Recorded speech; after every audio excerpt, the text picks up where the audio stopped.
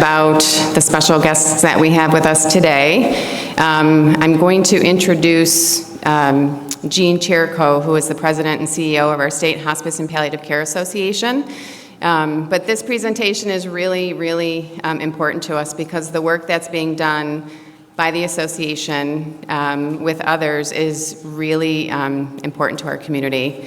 One of our big efforts for a long time has been trying to open up access to underserved communities in our area, and we've admittedly recognized that we haven't kind of found the right mix and been very successful there. So we're really excited that the State Association has asked us to sort of help them kick this off in our area, and Pastor Corey, who's going to speak with us, is just a fantastic, wonderful speaker who's really well known for this and has been a huge help to us already. So with that, I'm going to ask Jean Cherico, the CEO from HPCANYS, to come up, and she's going to introduce her team and talk a little bit about the effort. Thank you, Jean. Good morning, everybody. Thank you for having us, and truly impressed with how many of you took time out of a morning to come to this presentation, because I know that your workload didn't shrink. You still have it before you. So my name, as Carrie said, is Jean Cherico, and I'm currently the CEO and president of the Hospice and Palliative Care Association, but prior to taking that position in 2020, I spent approximately 25 years working in the hospice and palliative care arena in the Rochester area. So definitely understand what you do every day and appreciate what you do.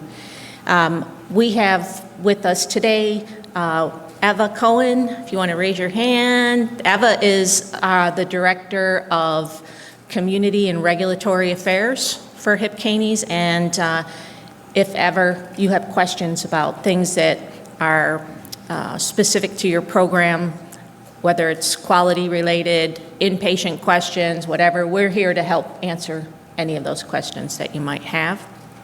And then we also have guests with us from Hudson Valley Hospice. Lisa, if you want to say hello, Lisa Wilson. Hi, everybody. Yes. Delighted to be here. I spent some time yesterday, and I'm so impressed with what you're doing.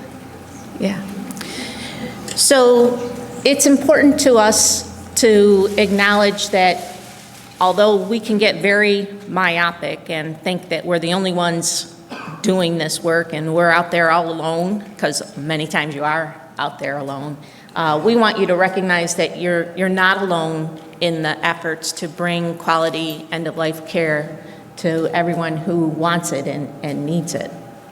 And to that end,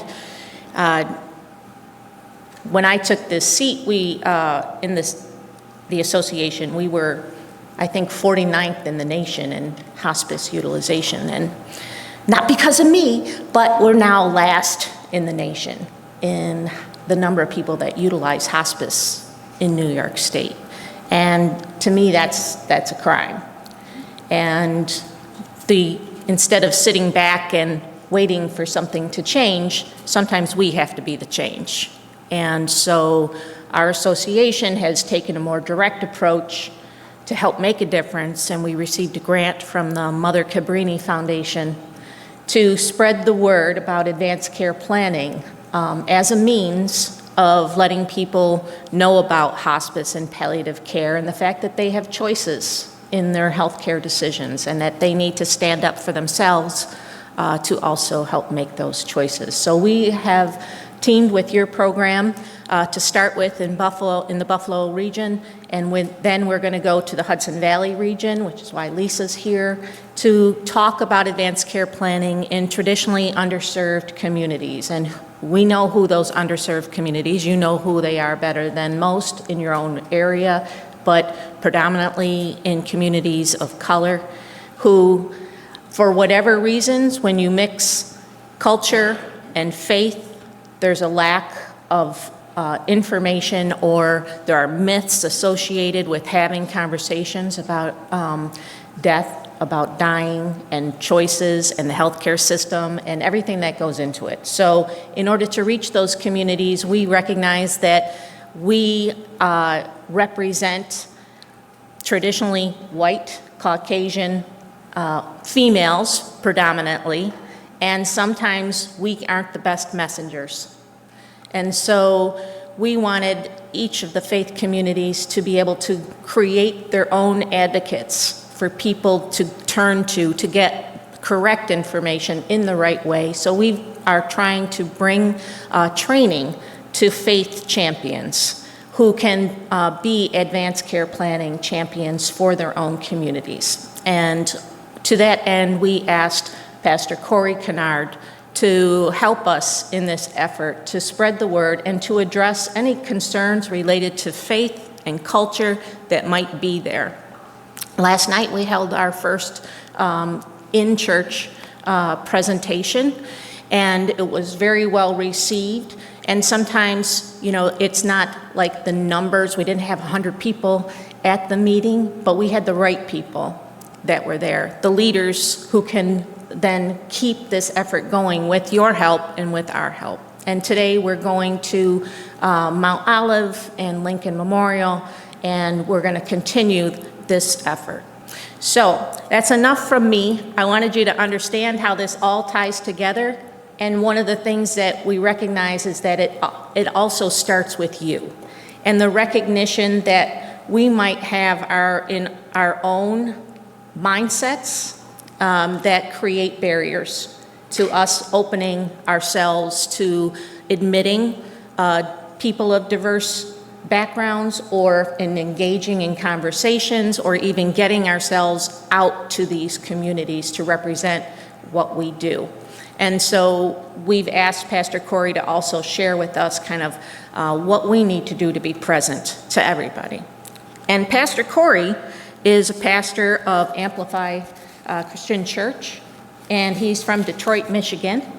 And you'll see by his fancy sneakers that he loves, well, he loves shoes, he loves cars, but he loves people, and he loves the work of end-of-life care and spreading the word about advanced care planning. But he also is the director of the patient experience for a Detroit, Michigan large hospital. And so he brings to the table his own background, education, and spirituality. And he's quite dynamic, and we're so grateful for him for joining us. And without further ado, Pastor Corey Kennard.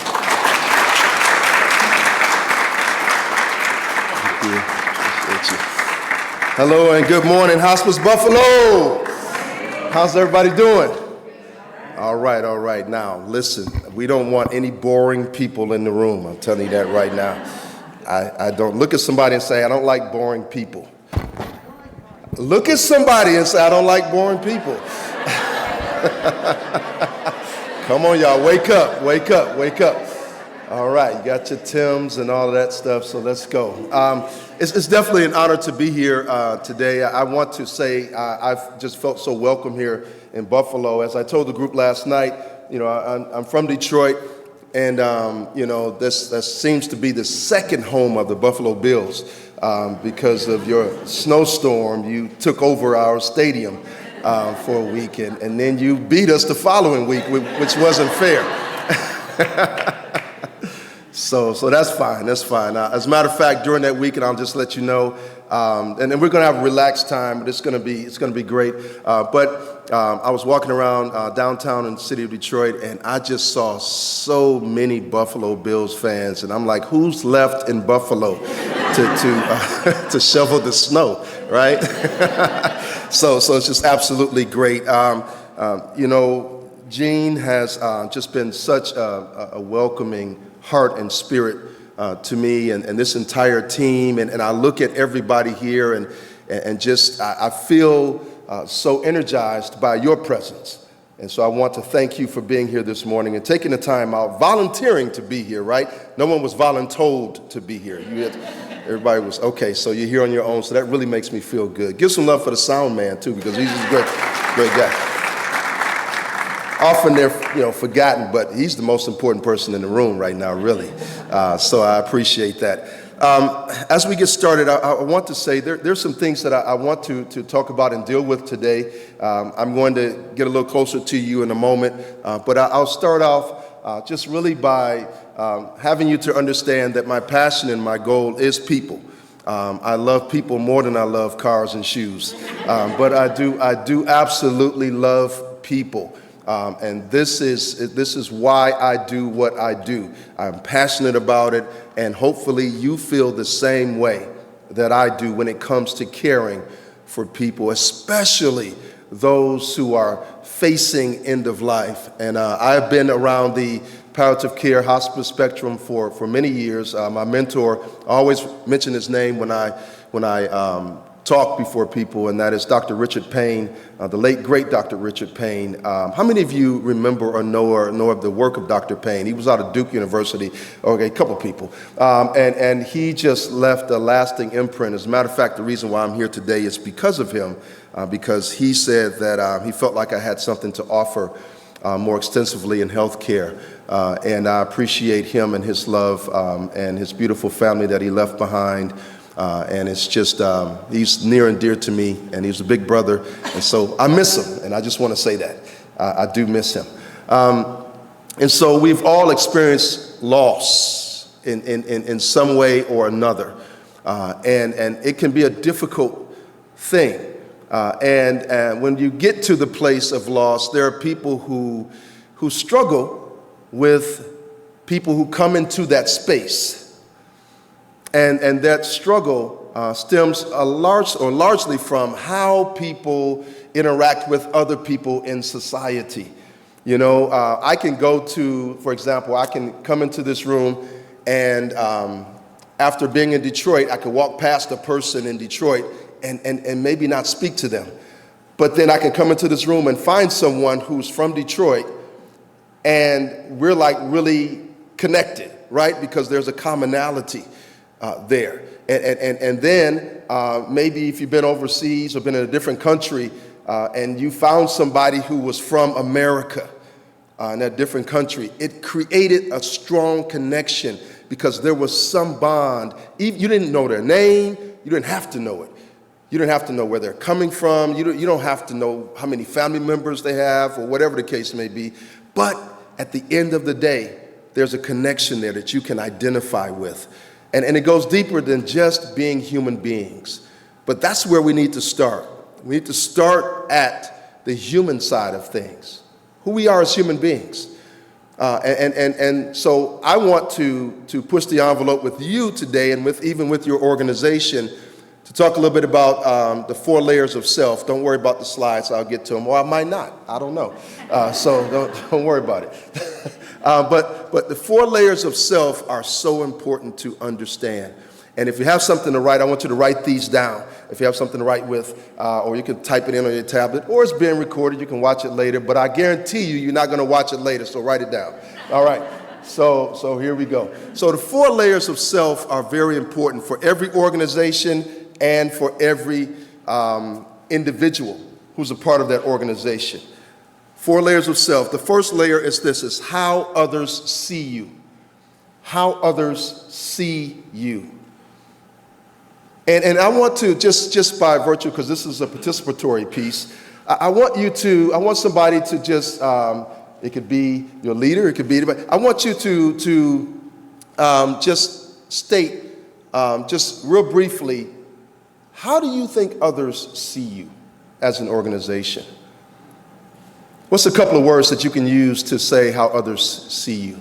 From their perspective. We're gonna get the layers, but how do others see you?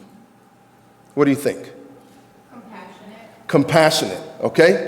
Who said that? Okay, all right.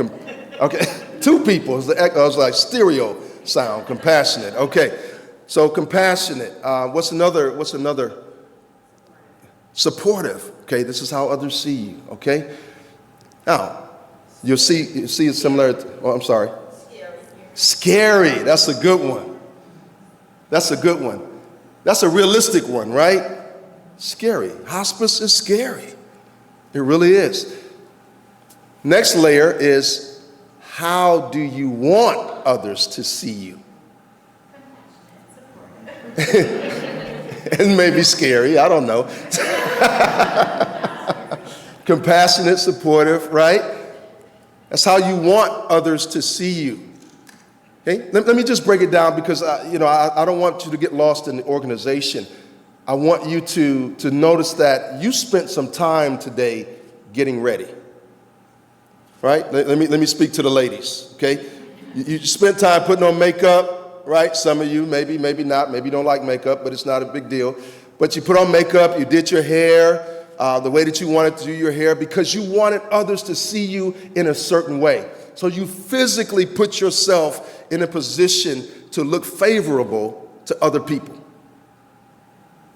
That's why you did it. You want to be professional. You can't come into an atmosphere that's professional and not look professional, right? So you wanted to look your best. And that's the desire of every organization. We want to look our best. So this second layer is very important because this is where we spend a lot of time, but let me tell you, it's superficial. It's superficial when you get stuck in that phase of how you want others to see you. Because then you come off as being not real. You can come across as just superficially connecting with people, but not genuinely connecting with people.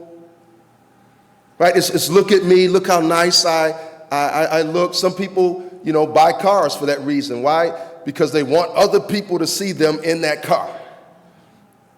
Right? Superficial phase. And too many of us stay there. Our organizations stay there. Some of our churches stay there. Some of our, clubs stay there. All of these things on this superficial level are just that. And they don't mean anything if we don't take it to that next step. And the next layer of self that we have to peel back to begin to talk about or discover is how do you see yourself? How do you see yourself? Because sometimes how you see yourself is different from how you want others to see you. Because you dress up yourself. That self that you may not like, those ugly parts of you, so to speak. And I'm not talking about physically, but I'm talking about just how you act. So sometimes we want to cover those things up because we don't look at ourselves as being favorable. And that's why that second phase is so important to us. Because maybe we're hiding something. We don't want people to see us like we see us. And then there's that fourth layer that's the most important. And that fourth layer comes out in different ways. It comes out in different phases. It may come out at the most awkward times. And that's who you really are. The fourth layer of self is who you really are. Who you really are. Sometimes who you really are doesn't match up with how you want others to see you. Sometimes who you really are doesn't match up with the perception that others have of you. Sometimes who you really are doesn't match up with how you see yourself. That could be positive or it could be negative. Some of us are thinking too lowly of ourselves. And who we really are is greater than that. You understand why I'm coming from a very human, theoretical standpoint. It's because the individuals in this room make up this organization. The organization doesn't make you. If this hospice Buffalo just was a building with nobody to serve, nobody to be compassionate, nobody to be supportive, it wouldn't mean anything. Just be a sign on a building, a room with chairs. That sign doesn't make you who you are.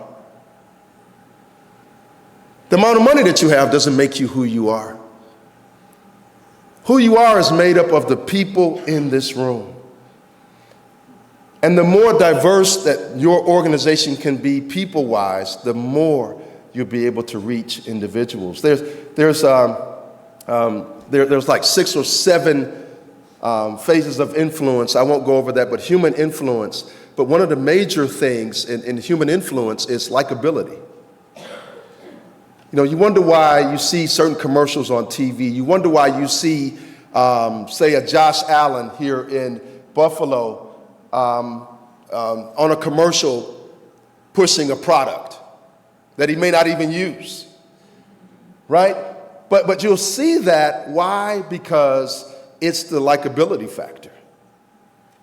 It's like if Josh Allen uses that, then maybe, and I like the Buffalo Bills and I like sports, then maybe I should try that. It's all a head game when it comes to influence. And there are techniques and there are people who get degrees on how to trick you out of your money. That's what they do. But what is your likability factor on a scale of 1 to 10? I'm not going to ask you to answer that, but what is your likability factor as an organization in the community? Well, let me throw it out there anyway. What's your likability factor in the underserved communities, do you think, right now? What's your likability factor? From a scale of 1 to 10, 1 being the poorest, or let me say 0 being the poorest, to 10 being the highest, what is it? What do you think? Throw out a number for me. 4. Okay, 4. Anybody? Can I get 5? Can I get 6? All right. So we're stuck at, so would most of you agree maybe about a 4, 5? Okay. All right. Raise it, just show of hands. How many of you can agree with that? That's probably a pretty good number. Okay, majority of you. All right. Now, show of hands. How many of you are happy with that? Okay, no one, right? It should make you upset because you have something great to offer. You absolutely have something awesome to offer. But when you can admit to yourselves that I'm probably a 4 out of 10, if you were going on a blind date and you only talked to that person on the phone and they said, well, you know, I'm a 4 out of a 10.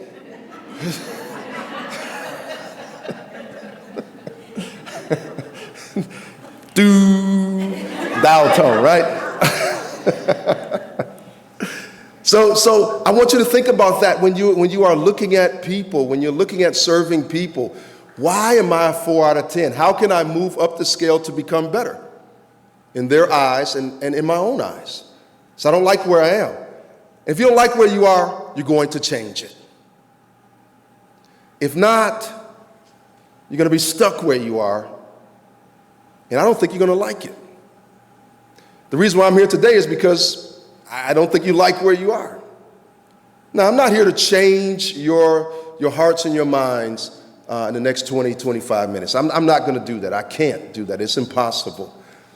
All I want to do is plant a seed, though.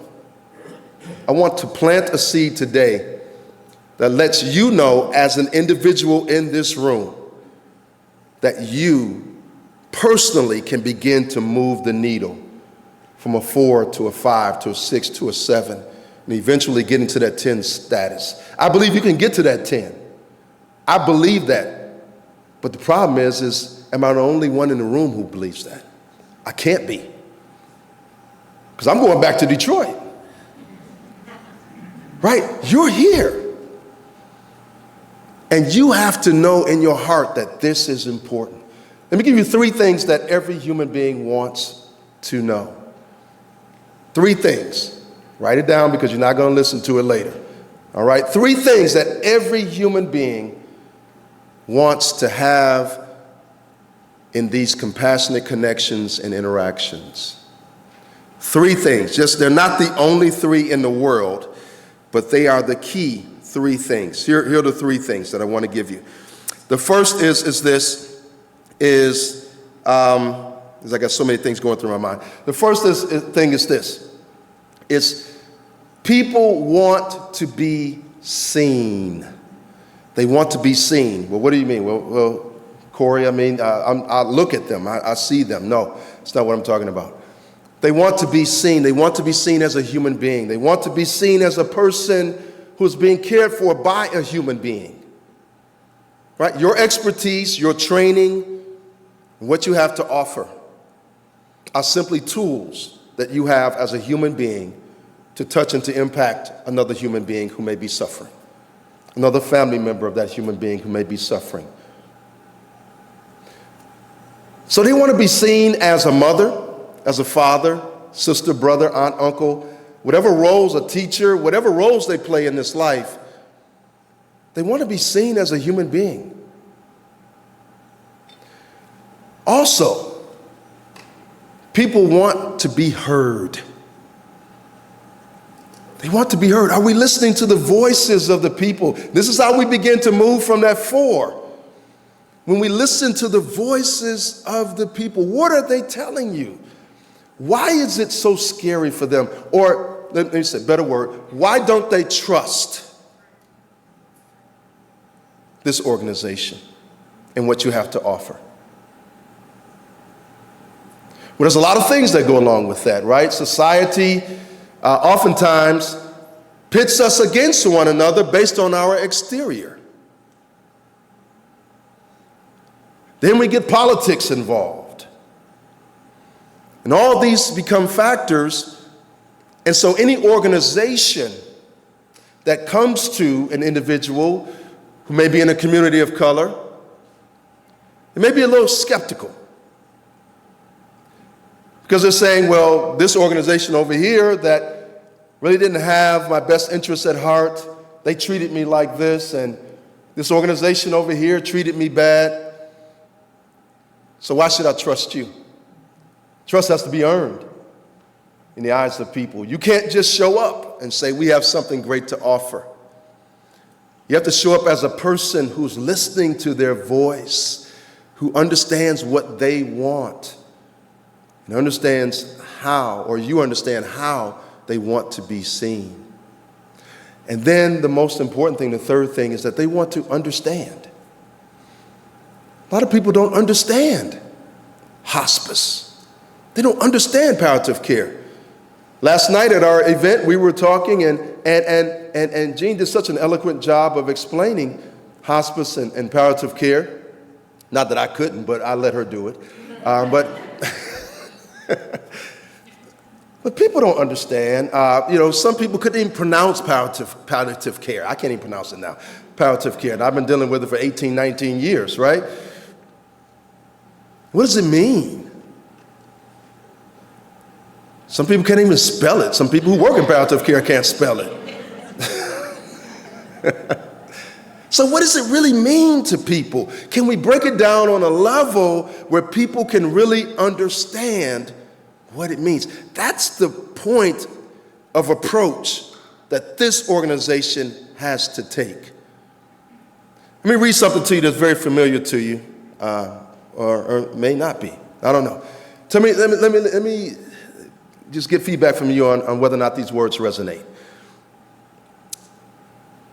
To provide care, support, advocacy, and education to people in Erie County impacted by serious illness and loss. What is that? That's the mission, right? That's the mission. Your words, not mine.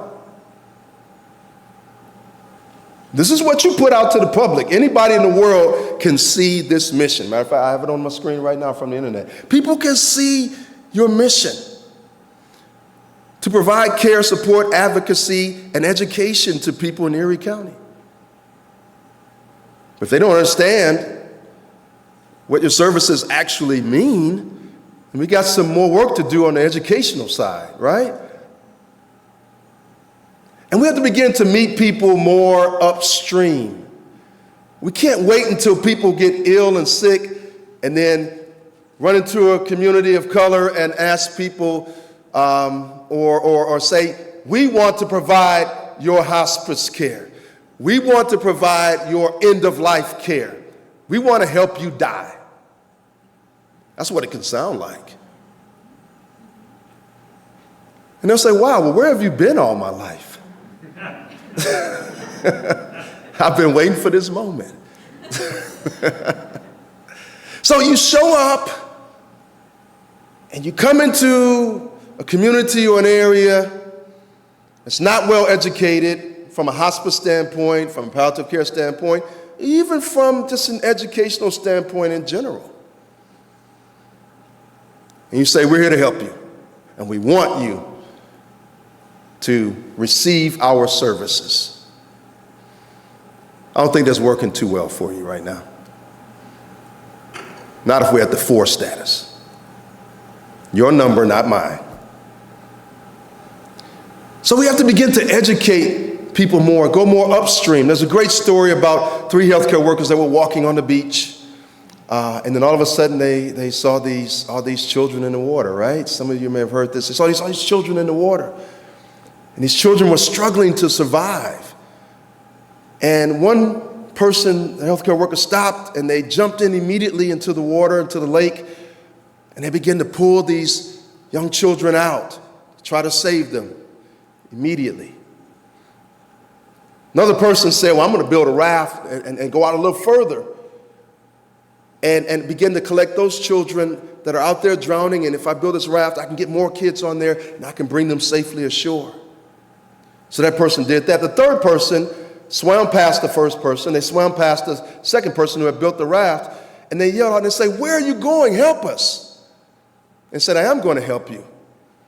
But the first thing I'm going to do is I'm going to find out who and what is throwing these children into the water in the first place. That's where we have to go. We have to go more upstream to find out the causes and the reasons why people don't want to trust your services that you provide. What does upstream mean? Going into the community, showing up, being sponsors of events, being a part of the community, not even trying to sell your services, but just being a part of what's going on. Maybe supporting their Little League team. One of the things that we did at the hospital is that there was a Little League and a flag football group in our community. And we said, you know what, we'll sponsor the jerseys. Right?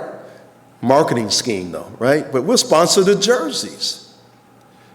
So every time the kids went out to play, they put on jerseys that had our hospital name on it. So guess what happens if their child gets sick or one of their family members gets sick or if that parent gets sick? Where do you think they're going to go? To our hospital.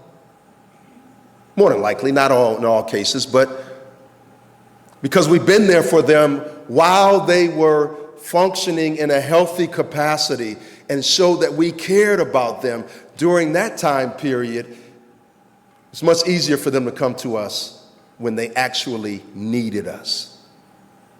How can Hospice Buffalo be more upstream in the community and be a part of the lives of people, the active lives of people, instead of waiting for people to get sick?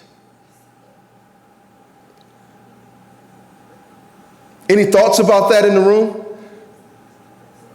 Thoughts? And I mean, this is interactive. Come on, you can raise your hand. Any thoughts? Yes. You know, we got a mic here because this is I see where this is going now.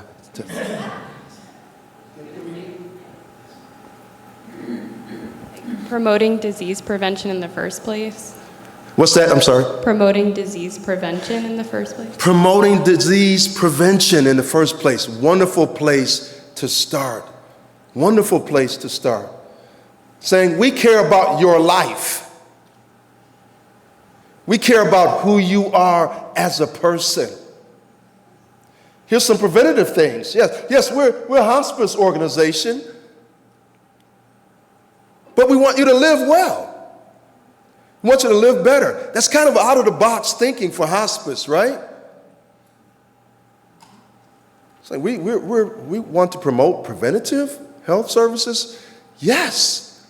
Because if you help me to understand how to live better, then when it comes time for me to need your services that you provide, guess what? Who am I coming to? I'm coming to you because you gave a darn about me. I'll keep it PG-13. While I'm living. Means a lot. Somebody might say, well, it may not be in the budget. Well,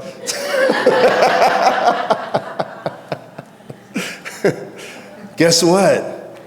If you want to be intentional about this work, you got to make it a part of the budget.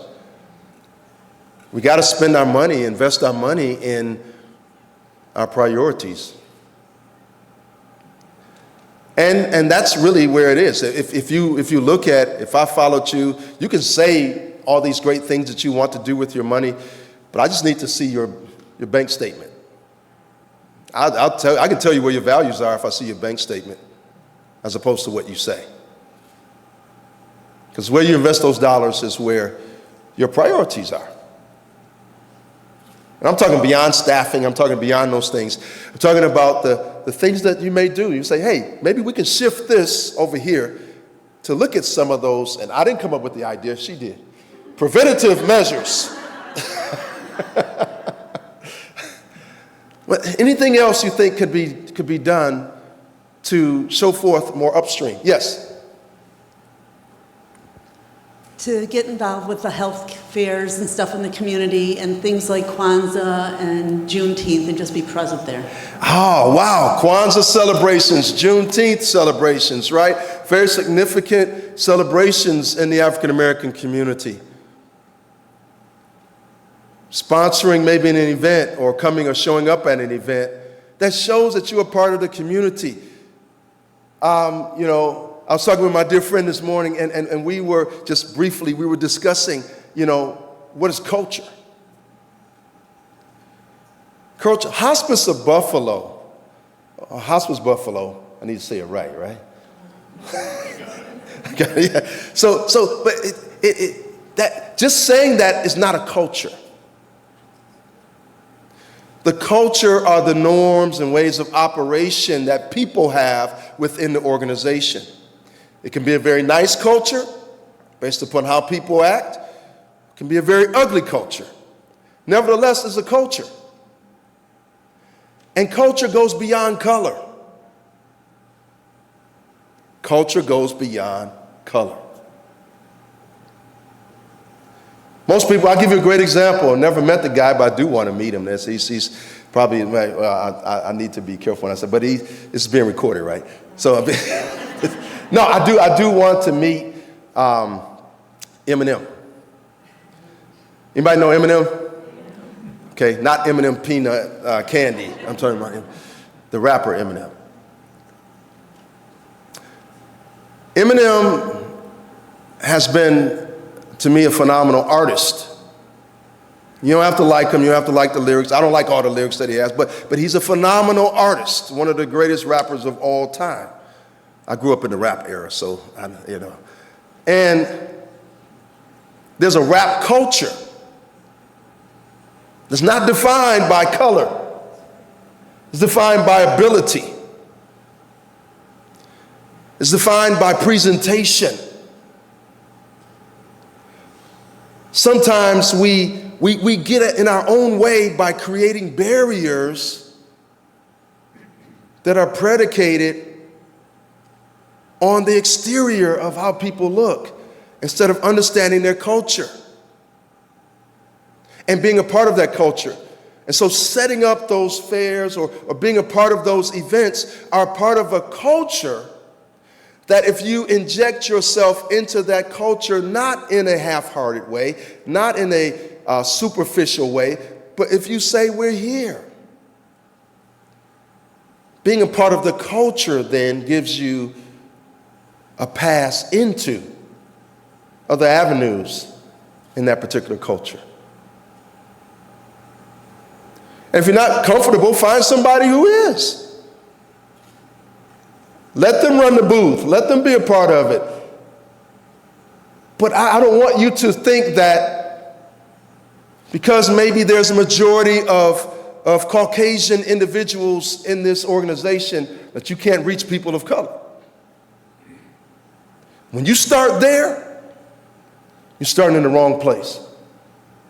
This is not about color. This is not about exterior. This is about culture and being willing to identify with people in their culture.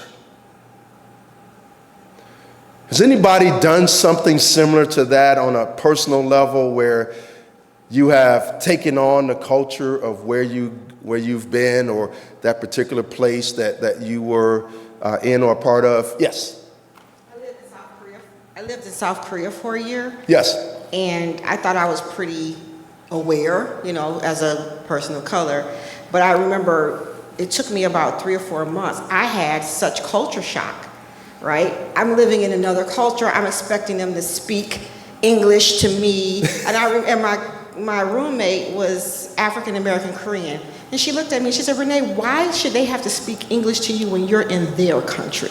And I was just like, oh my goodness, I'm having like Western privilege, okay? And it changed the way I thought. And by the end, I'm bowing, I'm kamsamnida, I'm shaking hands, I'm eating kimchi, and it's still a part of me today, right? Yes. And it was a beautiful experience. It was uncomfortable at the beginning, but at the end, it was beautiful. See, that's what I'm talking about. That's important. Yes, in the back. I wanted to let you know, as a lot of the people in the audience might not know, but we are a part of a program that we established at Wendy Correctional Facility.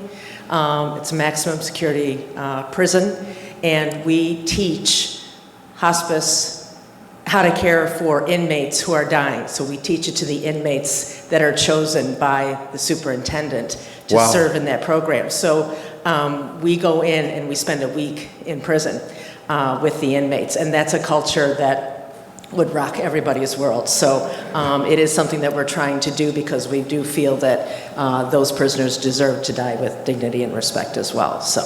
Wow, that's absolutely awesome. And you said some people in the room might not know that, right? Yeah. Who didn't know that? You say did or did not? Did not know that. Okay.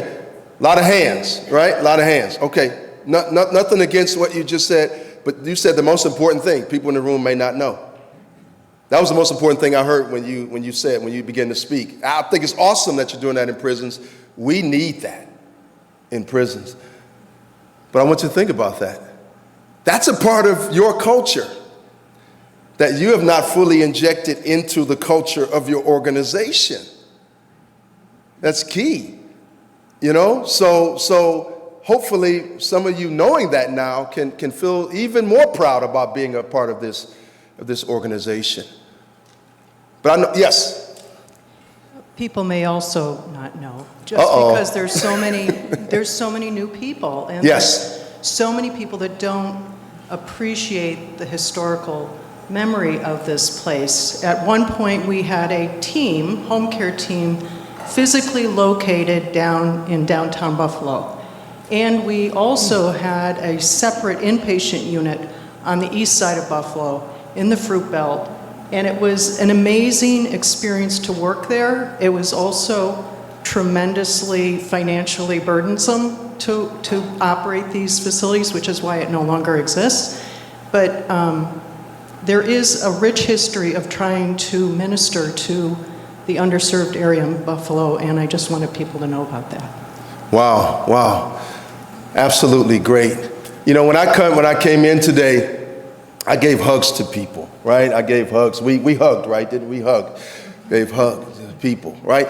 Now, people may say, well, that's not professional, but that's just me. I mean, I like to break the ice like that, right?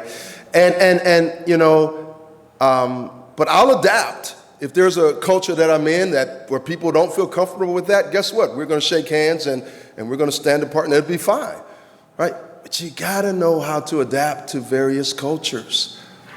And I don't want you to go into a community of color and trying to know all the handshakes and all that stuff and elbows. You don't have to do all that, okay? You don't have to do, you don't have to do all of that, But just be genuine. Just be a human being who says, I want to know a little bit more about this culture, because it is the arrogance of Americans as we travel and go overseas that we are like, why doesn't anybody in this country speak English? It's like this is not your culture. This is theirs. So you need to adapt to that culture. I want you to think about that. That's a major seed that I want to plant into your minds today. Learn how to adapt to the cultures. Learn more about the cultures that you want to reach. Study those holidays. Study those significant times. Study those events. And say, how can this organization be more a part of that? And find a way in. And once you're in, you'll be in like Flynn, right? You'll be ready to go, right? That's an old term. I'm dating myself, but. So, everybody in this room has influence. I need you to know that. I want you to look at somebody and say, you have influence. Just look, you have influence. Okay, some of you didn't do it. I need, look at somebody and tell them you have influence. All right, that's the problem with the culture. You don't like looking at people. All right, you don't like talking. If you don't like somebody, move to this section or move over there, you know. But everybody has influence, negative and positive. This organization, when you go out into the community, you represent this organization. This organization hinges on how you interact with others. If you go in with an ugly attitude, people don't like you, they're not going to like this organization because they see you as being a part of it. So you carry that weight on your shoulders every time you go out, every time you make a visit, every time you talk to a family. The weight of this organization, I'm sorry, I know it's a lot of pressure, but the weight of this organization is on you because you have influence. Whether you realize it or not, you are a person of value who has influence. It's a story about a governor's wife, and I'll get to just blanket questions here in a moment. You see, I didn't even get to, you like that slide? Okay, so there was the wife of a governor, hypothetical, so no particular governor in general. And he was traveling with his wife, and they were going down the highway, and they needed to stop for gas. And as they stopped for gas, the governor got out, self-serve station, he pumped the gas, and his wife went into the convenience part of the store, of the gas station. So the governor finished pumping the gas and came out, and the governor finished pumping the gas and went back into the car. And so he sat in the car for 5 minutes or so, went by, no wife. She's still in the convenience store. He's like, wow, she must be buying up a lot of stuff. 10 minutes go by, no wife. 15 minutes go by, no wife. 20 minutes go by. Finally, she comes dawning the door of the convenience store with this gentleman that she's just laughing it up and chumming it up with. So the governor looks and says, okay, what's going on there? The gentleman walks his wife to the car, opens the door for her, gives her a hug, waves to the governor, closes her door, and they pull off. The governor didn't say a word for about 5 minutes or so as they're driving. And he finally reached over because it was bothering him a little bit, and he said, who was that gentleman that you were chumming it up with at the gas station? And she said, don't mind him, that's my old high school boyfriend.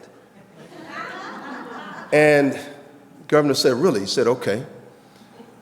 And he kind of stuck his chest out and he said, aren't you glad that you married the governor and not some old gas station attendant?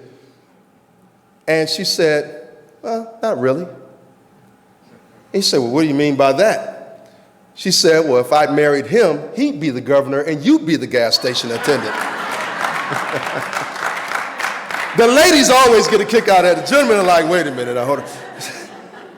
What is that story about? It's about influence. It's about her seeing herself as having an impact on whoever she meets. And that's exactly what you have the opportunity to do, regardless of your ethnicity, regardless of your faith preference, regardless of your background. You have the ability to influence anybody that you come in contact with if you approach them in the right way. It can happen. I will show you one slide here. You gotta have passion. You gotta have passion. You gotta be passionate about people. You gotta be passionate about making a difference or change in someone's life. If that's not the look that you have when you're getting ready to encounter someone, when you're passionately going into the community and saying, here's somebody that I can help. We have something to offer, and doggone it, they are going to receive the best supportive, compassionate care possible. I am not a 4, I'm a 10 when I'm walking in. You need to say that. I'm a 4 no more, I'm a 10 walking in. Oh. You see how that works? You can move the needle. But are you passionate enough to do it? Do you really care about people enough to do it? Do you want the change to happen enough to actually do it? You know, there's her name escapes me now, Fannie Lou Hamer. She said, I'm sick and tired of being sick and tired. Famous African-American activist. She said, I'm sick and tired of being sick and tired. You ought to be sick and tired of not reaching people who need your help. You ought to say, we're going to find a way. If we got to invest a few more dollars to equip people to get them in a position to make it happen, I know money is tight. I don't want to hear it. I don't. You know why? You know why? You know why? Because it's not all about money. Right? It's about, what's it? Presence. It's about presence. How many of you have cried with some of the people you've served? Right? That's powerful for you to be able to do that. People appreciate that. So a doctor told me, she said, Corey, if I don't cry, or if I'm not sympathetic towards a family or empathetic towards a family that's lost their loved one, then tap me on the shoulder, because that's the same day that I will stop practicing medicine. She was that serious about it. Should you be doing what you're doing? Are you passionate enough to do this, or is it just a job? If it's just a job, please take off the badge. Move on. Hospice is not a place for just a job. This is a service. This is a ministry. This is a place. And ministry just simply means to serve. It's where you come to serve any and everybody who needs your help, whether they're homeless or in the White House. It doesn't matter. It doesn't matter. Are you passionate enough to do that? Can you overcome and get out of your own way?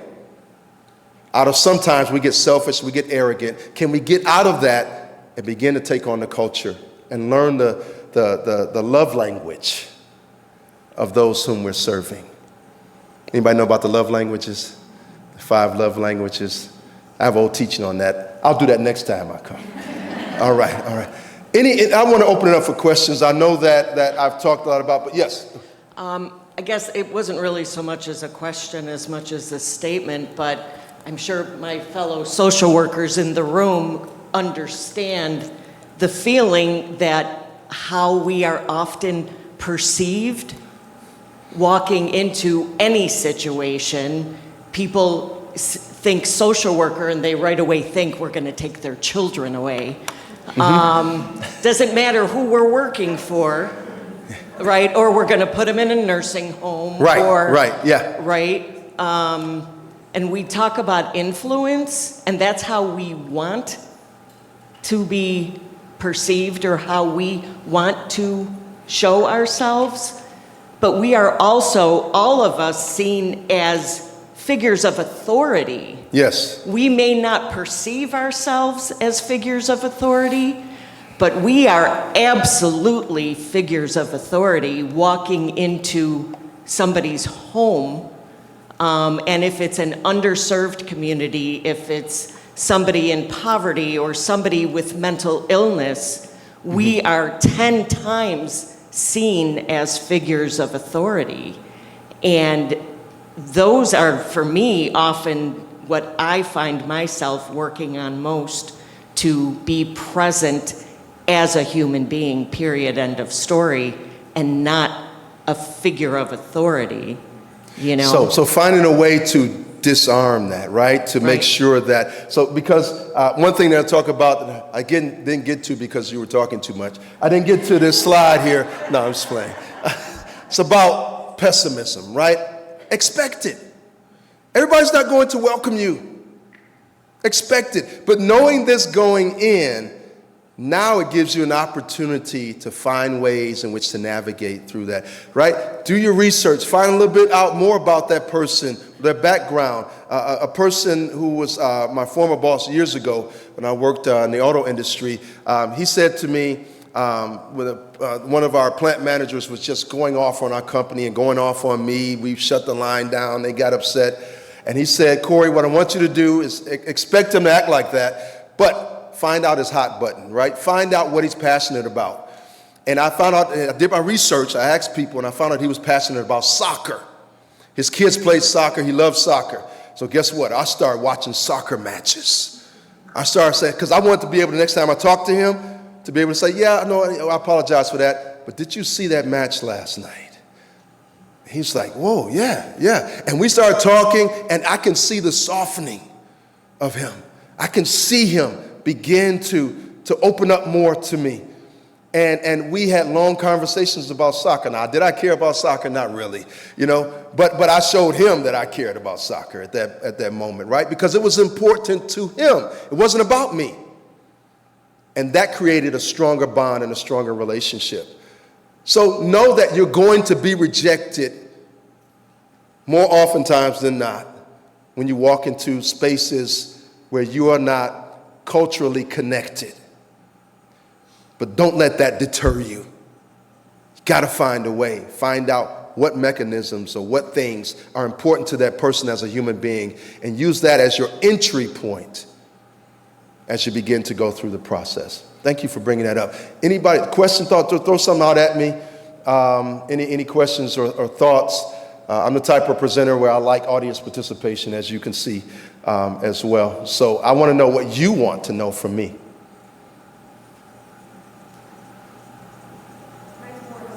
Statement, okay, all right, yes, all right, because you don't need anything else from me. Just go ahead and say what you got to say. No. No. As an organization, I think we know what's broken, what the barriers are, so we have to work towards fixing those things, or being a part of fixing those things. Because I think that's where we could be more an integral part of the community, because we know what's broken out there. So how do we invest ourselves and be a part of the repair and the fix of that? So you know what those areas are, you just need to really go after it, right? You need to ask, and this is not to be offensive to anybody, okay, because I'm very sensitive to people's addictions and problems, but one of the great mechanisms of AA is for you to admit, right? And to identify with being an alcoholic. And they make you say that. Or it's a part of that therapeutic process to say, I'm an alcoholic. Okay, I'm not one, so just because this is being recorded. But I just want to let you know, that's what they say, okay? So it's important for us to identify and say, I know what's broken. Now, I'm not going to ask us to say what's broken, but you need to say it as an organization. In your meetings, you need to say out loud what is broken. You need to really identify with that so that you can deal with it head on. Get it out of your head and get it flowing through your heart. Say what you need to say. Say, we suck at this, and we need to do better. If that's what you need to say it. And identify what those specific things are. And then move forward. What's another thought, comment? I know our time is running short. You got places to go and people to see and things to do. Yes. So this is actually my first week working here, so I haven't even gone out into the field Your first week. So, congratulations. I'm very grateful for this talk at the beginning of my time here because I feel like it puts me in a good mindset to get started. But my background is oncology. And I come from, I was working in the South previous to here, and a huge barrier I noticed for a lot of patients who have really strong faith traditions, including the African American community, especially in the South, very strong faith traditions. And I noticed that a lot of times accepting end-of-life care was in direct contradiction to their own faith, feeling like, if I accept end-of-life care, I'm giving up and I'm taking it out of God's hands. Instead, I'm going to put my faith in God and trust that God has this for me, and I'm going to keep pushing and trust that God is going to bring me through this. And I watched people suffer through that, and it was hard.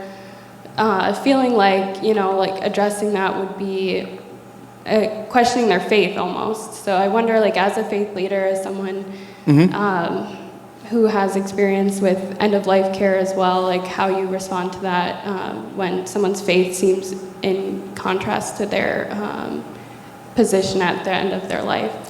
Very good point. You know what? First week, y'all. She's hitting it hard. Wow. That's absolutely great. You're going to be around a long time, hopefully. Well, if not, come see me in Detroit. I got you covered. Yeah.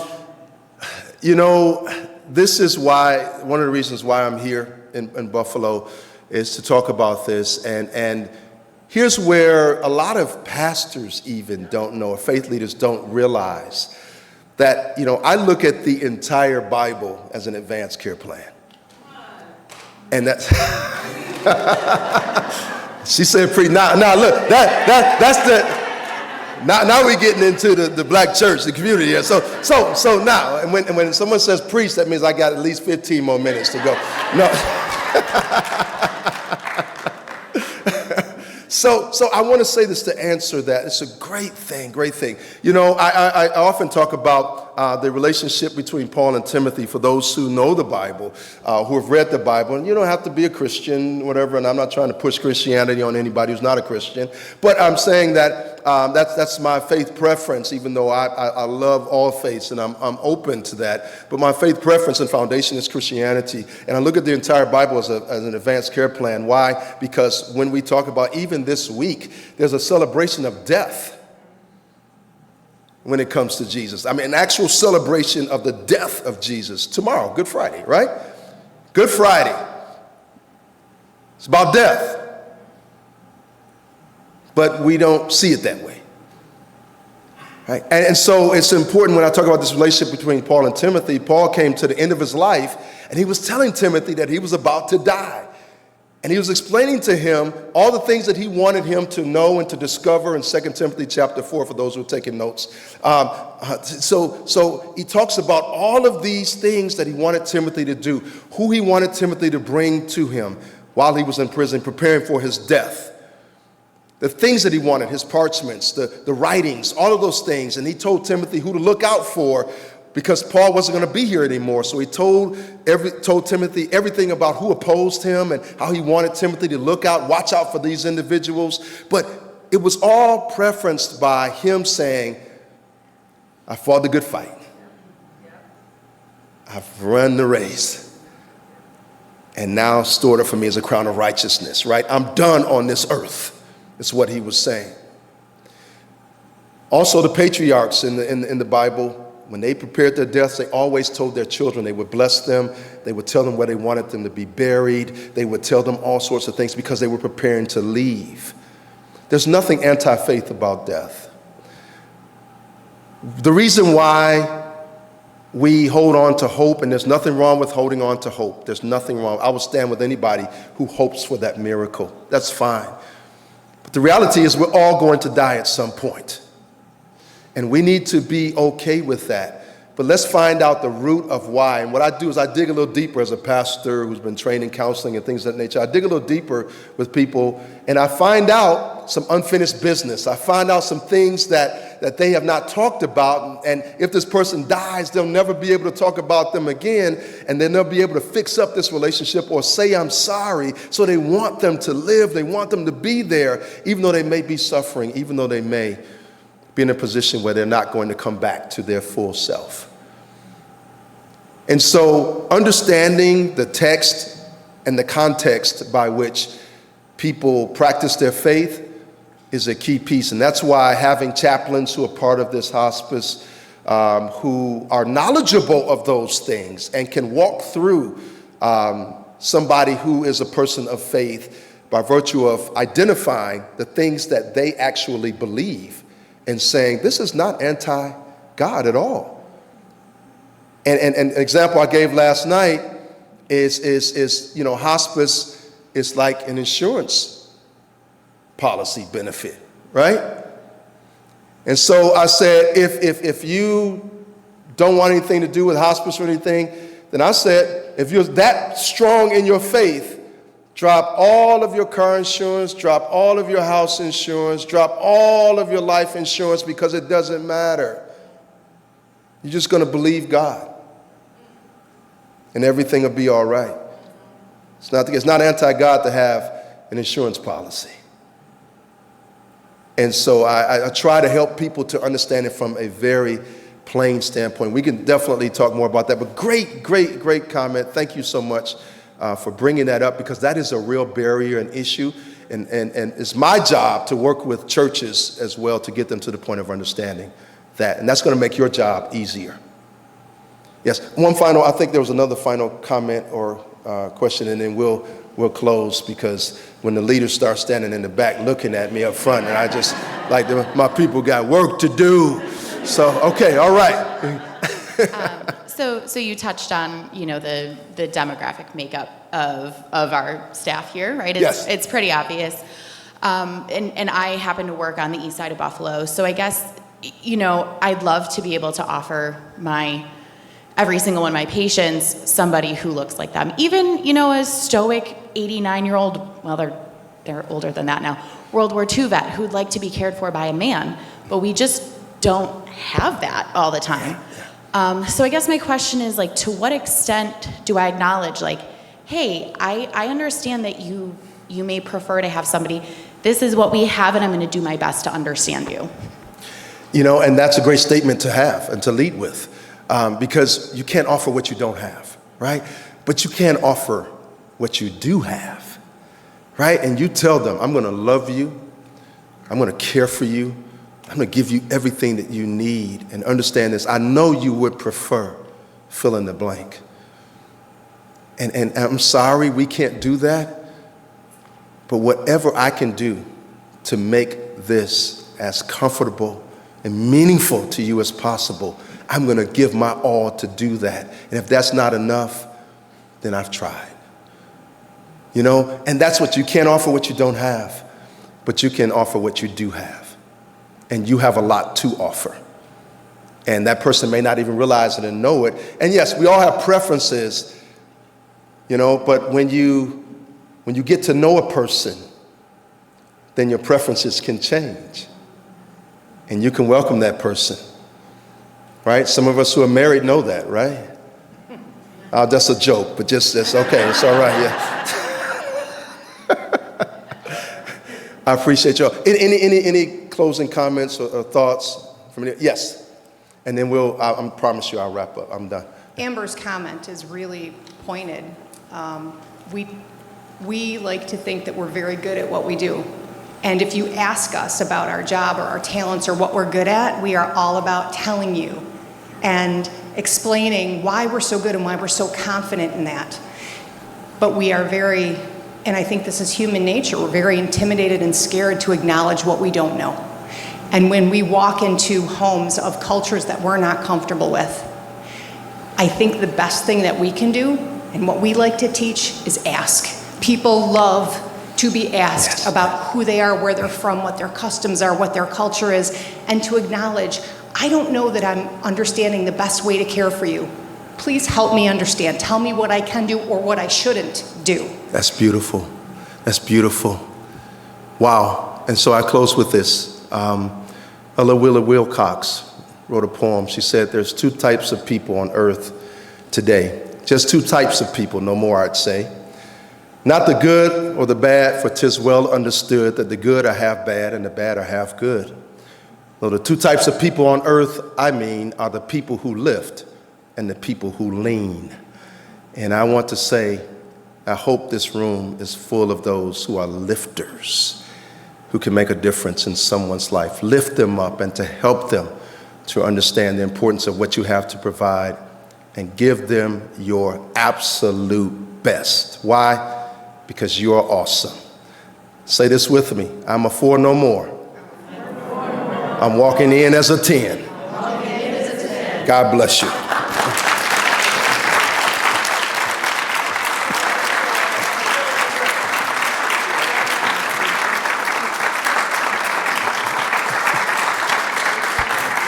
I don't even think there are words that we could express to tell you how grateful we are. Like, that was so powerful.